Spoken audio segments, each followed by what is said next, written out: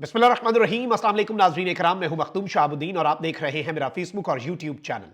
उम्मीद करता हूं आप सब लोग बखैर वाफियत होंगे और जहां भी होंगे अपने अहले खाना समेत खुश भी होंगे और महफूज भी। नाज़रीन इकराम, आज 16 जनवरी 2025 अहम तरीन दिन है। आज के दिन एक जानिब तो आर्मी चीफ और बैरिस्टर गौहर के दरमियान मुलाकात की तस्दीक हुई है और यह तस्दीक इमरान खान ने भी कर दी है। इस सबके अंदर अब इस तस्दीक के बाद एक जानिब तो हुकूमत ने ऐलान जंग किया है, तो वहीं दूसरी जानिब वो मौक़िफ़ आ चुका है जिस मौक़िफ़ का हम सबको इंतजार था। चीजें काफी हद तक क्लियर हो चुकी हैं और पेशावर में जो मुलाकात हुई आर्मी चीफ की, और जारी बात है एक जानिब बैरिस्टर गौहर और अली अमीन गंडापुर थे, तो वहीं दूसरी जानिब मिलिट्री एस्टैब्लिशमेंट के 3 अहम तरीन लोग थे। उन 3 लोगों में कौन कौन थे आपको पता है कि army chief, core commander Peshawar और डीजी साहब वहां पर थे।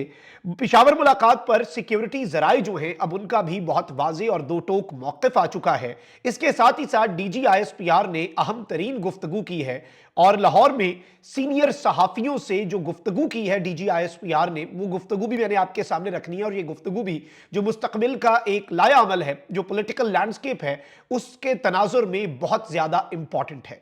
लेकिन उससे पहले ये सारी डिटेल्स आपके सामने रखता हूं। लेकिन अगर अभी तक आपने इस वीडियो को लाइक नहीं किया, लाइक जरूर कर दें। फायरवॉल लगी हुई है, फायरवॉल के असरात कम करना आपके हाथ में है।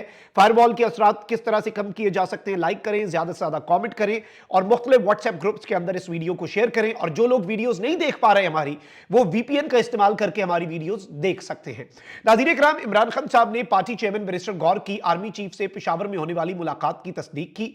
अडयाला जेल के कमरे अदालत में इमरान खान साहब ने सहाफियों से गैर रस्मी गुफ्तगू की, जिसमें सहाफियों ने उनसे बैरिस्टर गौहर और army chief general Asim Munir के बारे में पूछा, जिस पर उन्होंने तरद्दुद का इजहार किया और कहा कि मुझे अभी तक तफसीलात तो नहीं पता।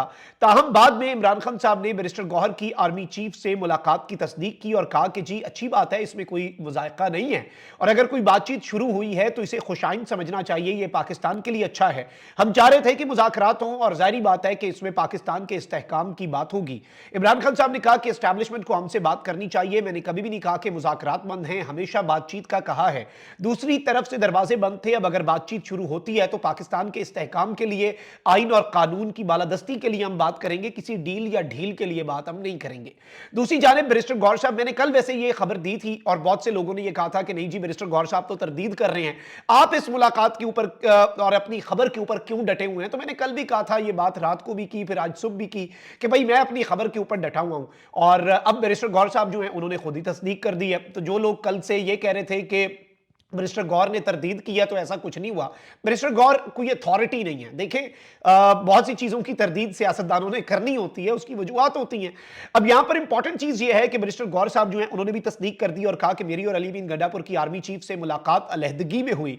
आर्मी चीफ के सामने पीटीआई के तमाम मामलात और मुतालिबात रखे हैं, अपने तमाम मसाइल आर्मी चीफ के सामने हमने बयान कर दिए हैं। उन्होंने कहा कि आर्मी चीफ से मुलाकात में मुल्की इस्तेहकाम के हवाले से उमूर पर बातचीत हुई। मुलाकात में दूसरी तरफ से भी हमें मस्बत जवाब मिला। एस्टैब्लिशमेंट से बराह रास्त डायरेक्ट मुज़ाकरात जो हैं वो बहुत खुशाइंद हैं। उम्मीद है कि सूरत हाल बेहतर हो जाएगी।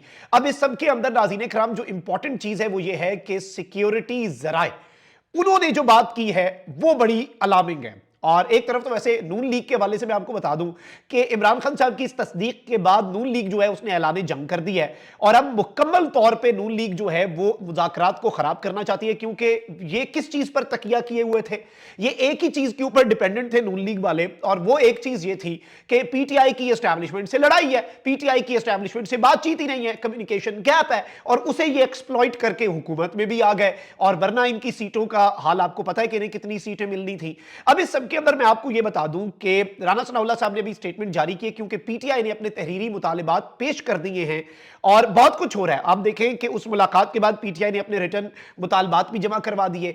फिर इवन यहां तक खबर आ रही है कि पीटीआई को यह भी ऑफर की गई है एक और तरीके से किसी और मुलाकात के अंदर कि हम अगले फरवरी में इलेक्शन करवा देंगे, और उस ऑफर के बाद उमर अयूब और शिबली फराज, कौमी असम्बली और सेनेट में अपोजिशन लीडर जो हैं वो अपने अपने रेलिवेंट यानी चेयरमैन सेनेट और स्पीकर कौमी असम्बली को खत लिख देते हैं और खत में ये लिखते हैं कि नए इलेक्शन कमिश्नर की तकर्री हो और सबकी उसमें रजामंदी हो। तो ये सारे इशारे हैं, जारी बात है, जो नून लीग की बौखलाहट में इजाफा कर रहे हैं। और इमरान खान साहब की तस्दीक के बाद नून लीग जो है, जिसे आप कहते हैं बौंतर गई है, अब वो इसमें ऐलान जंग कर चुके हैं और वो मुज़ाकरात को खराब करेंगे।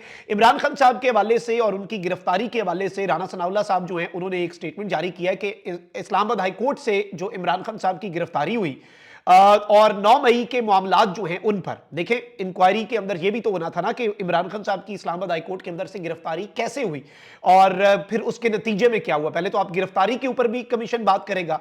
तो इमरान खान की इस्लामाबाद हाई कोर्ट से गिरफ्तारी 9 मई केसेस पर हुकूमत ने कमीशन बनाने से इनकार कर दिया है। गिरफ्तारी का जुडिशियल रिव्यू हो चुका, सुप्रीम कोर्ट ने नोटिस लिया था, अदालत में जेर समाअत केसेस पर कमीशन कुछ नहीं कर सकता। यह बेसिकली नाज़रीन इकराम किसने स्टेटमेंट जारी किया? राना सनाउल्लाह ने। यह क्यों की गई है यह आप मुझसे बेहतर समझते हैं और इसकी वजह सिर्फ और सिर्फ एक है और वजह यह है कि राना सनाउल्लाह साहब जो हैं वो इस जानिब एक इशारा कर रहे हैं कि अब मुज़ाकरात के अंदर पीटीआई के मुतालबात नहीं माने जाएंगे। अच्छा, अब जरा मैं सिक्योरिटीज राय पर आने से पहले DG ISPR lieutenant general Ahmed Sharif Chaudhry जो हैं उनकी गुफ्तगू पर आ जाता हूं। लेफ्टिनेंट जनरल अहमद शरीफ चौधरी ने लाहौर में सीनियर साफियों से तफसीली गुफ्तगू में वाजे किया कि मुज़ाकरात करना हुकूमत और अपोजिशन का काम है।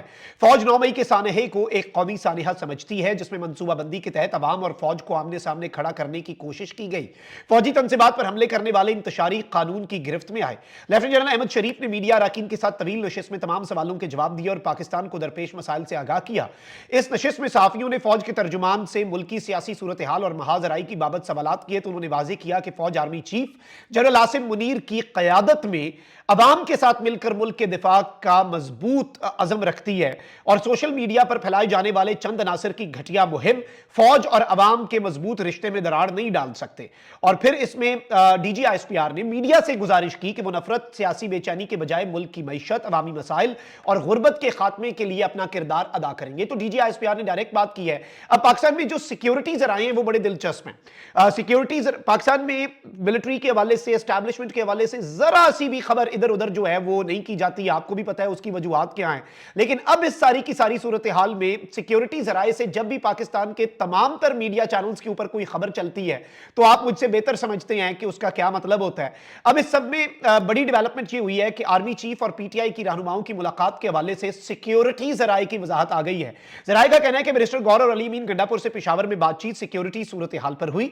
दोनों रहनुमाओं से बातचीत इंसदाद दहशतगर्दी के मामलात के तनाजुर में हुई। जाहिर बात है हुकूमत भी परेशान है। हुकूमत भी कह रही होगी कि अब मिलिट्री अपनी पोजीशन शायद वाजे करे, भाई आप तो हमारे साथ थे, आप उनसे क्यों बात कर रहे हैं। अब जो फौज का मौकफ है, अब समझ जाइएगा, आप समझने वालों के लिए इसमें बहुत से इशारे हैं। जराए के मुताबिक ये ऑफिशियल स्टेटमेंट नहीं है, जराए की है लेकिन अनऑफिशियली ऑफिशियल है या ऑफिशियली अनऑफिशियल है। जराए के मुताबिक मुलाकात में बैरिस्टर गौहर ने सियासी मामलात पर बात करने की कोशिश की। बैरिस्टर गौहर को जवाबन बताया गया कि सियासी मामलात पर बातचीत आप सियासतदानों से करें।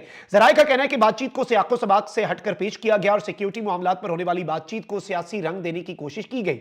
अब ये जो पाकिस्तान के मिलिट्री के जराए हैं वो ये बात कर रहे हैं तो जाहिर बात है, और पाकिस्तान का मेन स्ट्रीम मीडिया अगर इस खबर को लगातार सारे चैनल्स मनोवन एक लफ्ज की तब्दीली के बगैर भी चला रहे हैं तो आप समझ जाइएगा कि ये स्टेटमेंट कितनी इंपॉर्टेंट है। अच्छा, अब बहुत सी चीजें जो हैं वो हमें इन द नेक्स्ट 24 आवर्स वाजे कैसे हो जाएंगी।